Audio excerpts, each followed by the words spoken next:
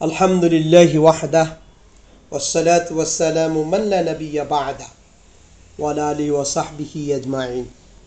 সুপ্রিয় দর্শক শ্রোতা, আমরা ধারাবাহিক আলোচনায় শিরক নিয়ে আলোচনা করছি। ইতিপূর্বে আমরা আহ্বানের শিরক এবং আশ্রয়ের শিরক নিয়ে আলোচনা করেছি। আজ আমি আপনাদের সামনে আশা বা বাসনার শিরক, রুকু সিজদা বিনম্রভাবে দাঁড়ানো বা নামাজের শিরক, তাওয়াফের শিরক নিয়ে ইনশাআল্লাহ আলোচনা উপস্থাপন করব। আল্লাহ সুবহানাহু ওয়া তাআলার নিকট তৌফিক কামনা করে শুরু করছি আজকের আলোচনা।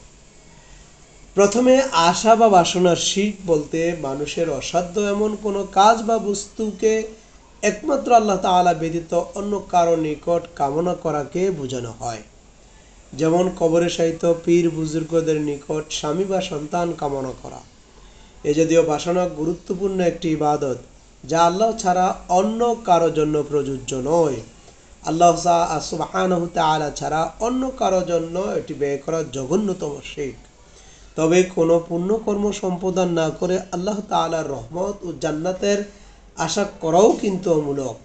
আল্লাহ সুবহানাহু ওয়া তাআলা সূরা বাকারার 218 নম্বর আয়াতে বলেন, ইন্নাল্লাযীনা আমানু ওয়াল্লাযীনা হাজারু ওয়াজাহাদু ফি সাবিলিল্লাহ উলাইকা ইয়ারজুনা রাহমাতাল্লাহ আল্লাহু গফুরুর রহিম। নিশ্চয়ই যারা আল্লাহ তাআলার উপর ঈমান এনেছে, যারা হিজরত করেছে এবং যারা আল্লাহর পথে জিহাদ করেছে, সত্যিকার অর্থে তারাই একমাত্র আল্লাহ তাআলার অনুগ্রহের প্রত্যাশী। তিনি ক্ষমাশীল ও করুণাময়। হযরত আলী রাদিয়াল্লাহু তাআলা আনহু বলেন, লা ইয়ারজু আবদান ইল্লা রাব্বাহু।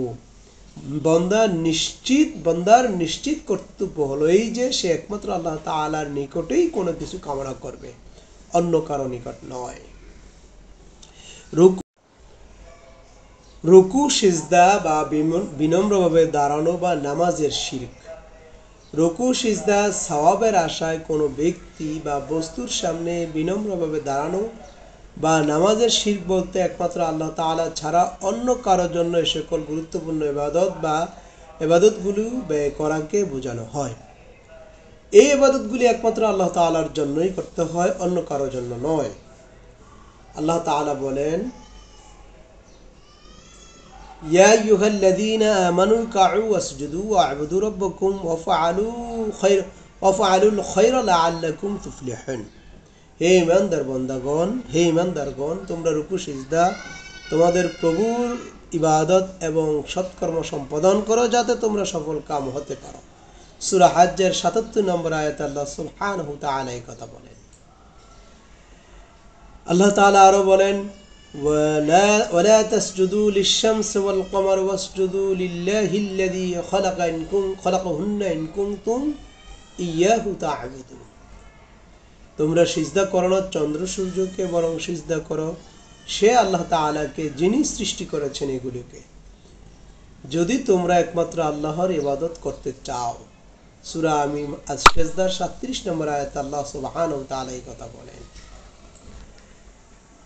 কাইস বিন সাদ রাদিয়াল্লাহু তাআলা আনহু বলেন, আমি ইয়েমেনের হীরা নামক এলাকায় গিয়ে দেখতে পেলাম সে এলাকার লোকেরা নিজ প্রশাসককে সিজদা করে। তখন আমি মনে মনে ভাবলাম, এ জাতীয় সিজদার উপযুক্ত একমাত্র রাসূল সাল্লাল্লাহু আলাইহি সাল্লাম হতে পারে, অন্য কেউ নয়। তাই আমি মদিনায় এসে রাসূল সাল্লাল্লাহু আলাইহি সাল্লামকে ঘটনাটি এবং আমার মনের ভাবটুকু জানালে তিনি বলেন, লা তাফআলু লাউ কুনতা আমিরান আহাদান আইয়াসজুদা লিআহাদিন লা আমিরতু নিসাআ আইয়াসজুদা আজওয়াজিহিন্না লিমা জাআলাল্লাহু লাহুম আলাইহিন্না মিনাল হক। বলো, তুমি আমার ইন্তেকালের পর আমার কবরের পাশ দিয়ে গেলে আমার কবরটি কি সিজদা করবে কি? আমি বললাম না। তিনি বললেন, তাহলে এখন করো না। আমি যদি কারো জন্য সিজদা করতে আদেশ দিতাম, তাহলে মহিলাদেরকে নিজ স্বামীদের জন্য সিজদা করতে আদেশ দিতাম, কারণ আল্লাহ তাআলা পুরুষদেরকে নিজ স্ত্রীদের উপর প্রচুর অধিকার দিয়েছেন। আবু দাউদ শরীফের 2140 নম্বর হাদিসে এটি বর্ণিত রয়েছে। আল্লাহ তাআলা নামাজ ও সুদীর্ঘভাবে বিনম্রভাবে দাঁড়িয়ে থাকার সম্পর্কে বলেন, হাফিজু আলাস সালাওয়াত ওয়াস সালাওয়াতিল উস্তা ওয়া কুমু লিল্লাহি কানিতিন। তোমরা নামাজসমূহে বিশেষভাবে মধ্যবর্তী নামাজ অর্থাৎ আসরের সময় মতো আদায় করো এবং বিনম্রভাবে একমাত্র আল্লাহ তাআলার উদ্দেশ্যে দাঁড়াও, অন্য কারোর উদ্দেশ্যে নয়। সূরা বাকারার 238 নম্বর আয়াতে আল্লাহ সুবহানাহু ওয়া তাআলা এই কথা বলেন। মুয়াবিয়া রাদিয়াল্লাহু তাআলা আনহু বলেন, আমি রাসূল সাল্লাল্লাহু আলাইহি সাল্লামকে বলতে শুনেছি, মান সাররাহু আন ইয়াতামাসসালা লাহুর রিজাল কিয়ামান ফালিয়াতাবাওয়াউ মাকআদাহু ফিন্নার। যে ব্যক্তি এ ব্যাপারে সন্তুষ্ট যে মানুষ তার জন্য মূর্তির ন্যায় দাঁড়িয়ে থাকুক, তাহলে সে যেন নিজের বাসস্থান জাহান্নামে করে নিল। আল্লাহ সুবহানাহু ওয়া তাআলা আরো বলেন, কুল ইন্নাস সালাতি ওয়া নুসুকি ওয়া মাহইয়ায়া ওয়া মামাতি লিল্লাহি রাব্বিল আলামিন লা শারীকা লাহু ওয়া বিযালিকা উমিরতু ওয়া আনা আউয়ালুল মুসলিমিন। আপনি বলে দিন, আমার নামাজ, আমার কুরবানি, আমার জীবন, আমার মরণকালের সকল নেক আমল সারা জাহানের প্রভু আল্লাহ তাআলার জন্য, তার কোনো শরীক নেই, আর আমি এরই জন্য আদিষ্ট হয়েছি যে এবং আমি আমার উম্মতের সর্বপ্রথম মুসলমান। সূরা নামের 162 এবং 163 নম্বর আয়াতে আল্লাহ সুবহানাহু ওয়া তাআলা এই কথা বলেন। সূরা কাউসার আল্লাহ সুবহানাহু ওয়া তাআলা বলেন, ফাসাল্লি লিরাব্বিকা ওয়ানহার।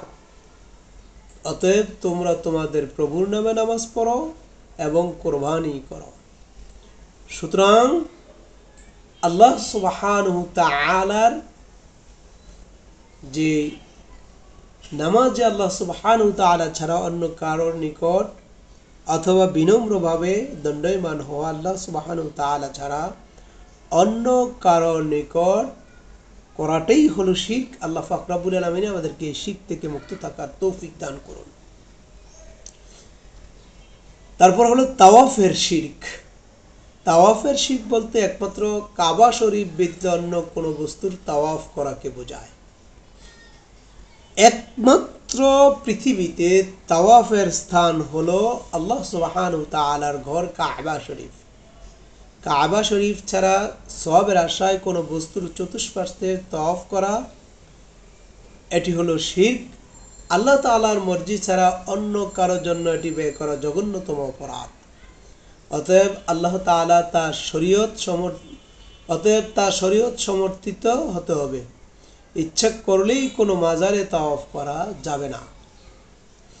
আল্লাহ সুবহানাহু ওয়া তাআলা বলেন, ওয়ালিয়াতাওয়াফু বিল বাইতিল আতীক। তোমরা যেন প্রাচীর গৃহ অর্থাৎ কাবা ঘরকে তাওয়াফ করো। সূরা হজ্জের 29 নম্বর আয়াতে আল্লাহ সুবহানাহু ওয়া তাআলা একথা বলেন। তিনি আরো বলেন, ওয়া আহিদনা ইলা ইব্রাহিমা ওয়া ইসমাঈলা আন তাহহিরা বাইতি লিত-তাইফিন ওয়াল আকিফিন ওয়া রুকআইস সুজুদ। আমি ইব্রাহিম আলাইহিস সালাম ও ইসমাঈল আলাইহিস সালাম থেকে এ বলে অঙ্গীকার নিয়েছি যে তোমরা আমার ঘরকে তাওয়াফকারী ও ইতিকাফকারী এবং রুকু সিজদাকারীদের জন্য সর্বদা পবিত্র রাখো। সূরা বাকারার 125 নম্বর আয়াতে আল্লাহ সুবহানাহু ওয়া তাআলা এই কথা বলেন। হযরত আবু হুরায়রা রাদিয়াল্লাহু তাআলা আনহু থেকে বর্ণিত, তিনি বলেন, রাসূলুল্লাহ সাল্লাল্লাহু আলাইহি সাল্লাম বলেন, লা তাকুমাস সাআ হাত্তা তাত্তারিবাল আয়াতু নিসাই দাউসিন হাওলা যিল খালসাতি। কিয়ামত সংঘটিত হবে না যতক্ষণ না দাউস গোত্রের মহিলারা পাছা নাচিয়ে যিল খালাসা বা জুল খালাসা নামক মূর্তির তাওয়াফ করবে। তওবার শিরক। আমরা তওবার শিরক বলতে আল্লাহ তাআলা ব্যতীত অন্য কারো নিকট তওবা করাকে বোঝানো হয়। কোনো অপকর্ম বা গুনাহ থেকে খাঁটি তওবা করা গুরুত্বপূর্ণ ইবাদত, যা আল্লাহ তাআলা ছাড়া অন্য কারোর জন্য করা শিরক, জঘন্যতম অপরাধ। আল্লাহ সুবহানাহু ওয়া তাআলা বলেন, তুবু ইলাল্লাহি জামিআ আইয়ুহাল মুমিনুনা লাআল্লাকুম তুফলিহুন।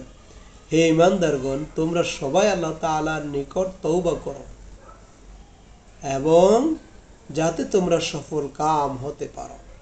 সূরা নূরের 31 নম্বর আয়াতে আল্লাহ সুবহানাহু ওয়া তাআলা এই কথা বলেন। সকল গুনাহ ক্ষমা করার মালিক একমাত্র আল্লাহ তাআলার, অন্য কেউ নয়। সুতরাং তওবা একমাত্র আল্লাহ সুবহানাহু ওয়া তাআলার নিকটেই করতে হবে। তওবা প্রার্থনা বা ক্ষমা প্রার্থনা করতে হবে একমাত্র আল্লাহ তাআলার নিকট, অন্য কারো নিকট নয়। অন্য কারো নিকট বা কোনো উদ্দেশ্যে অন্য কারো মাধ্যমে করাটি হলো শিরক। আল্লাহ তাআলা আরো বলেন, ওয়ামান ইয়াগফিরুয যুনুবা ইল্লাল্লাহ। একমাত্র আল্লাহ তাআলা ছাড়া আর কেউ গুনাহ মাফ করতে পারেন না। সূরা আলে ইমরান। তাহলে আমরা বুঝতে পারলাম তওবা একমাত্র আল্লাহ সুবহানাহু ওয়া তাআলার নিকটই করতে হবে। আল্লাহ সুবহানাহু ওয়া তাআলা ছাড়া কারো নিকট তওবা করলে অথবা কারো মাধ্যমে তওবা করলে অথবা কারো উদ্দেশ্যে তওবা করলে এটি হবে শিরক। আল্লাহ পাক রব্বুল আলামিন আমাদেরকে জাতীয় শিরক থেকে রক্ষা করুন, এই প্রত্যাশায় শেষ করছি। আসসালামু আলাইকুম ওয়া রাহমাতুল্লাহি তাআলা ওয়া বারাকাতুহু।